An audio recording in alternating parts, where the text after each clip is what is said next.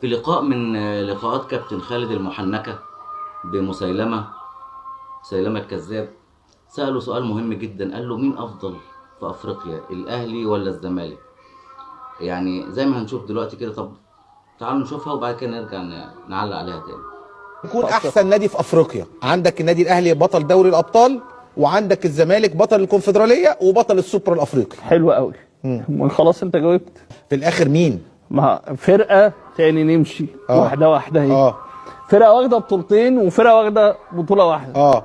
تاخد اللي واخده بطوله ولا هتاخد اللي واخده بطولتين؟ بس اللي واخده بطوله واخده الاقوى، البطوله الاقوى. ما فيش حاجه اسمها والنبي يا كابتن خالد. انا بقول لك كده والله. والنبي يا كابتن ما فيش حاجه اسمها الاقوى والاضعف الكلام ده كله. دي بطوله ودي بطوله. زي ما سمعتوا كده. قول له انا هرد عليك.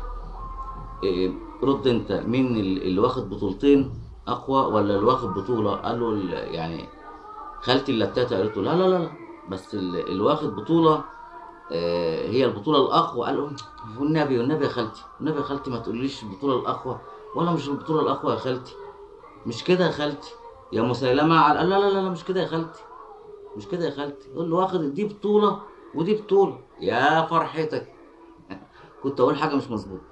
يا فرحتي بيك ويا فرحه جمهورك بيك ويا فرحه اللي بيتفرجوا بيك.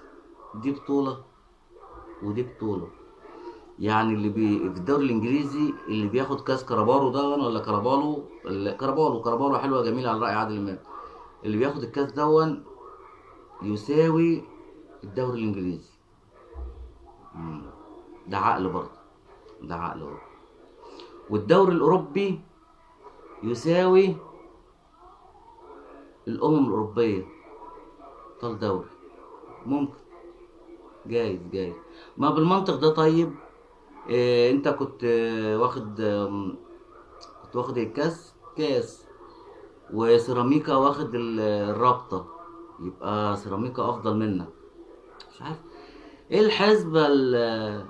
البرنامج ده بيفكرني بقعدات ستي وستك وخالتي وخالتك كده زمان، لما كانوا يخلصوا الغسيل والطبيخ والكنيس والحاجات دي في البيت وكده، ويقعدوا ساعة العصرية يعني تعمل لنا شاي يا اختي، يلا نعمل شاي يا اختي، ويقعدوا يجيبوا في سيرة الناس وبتاع.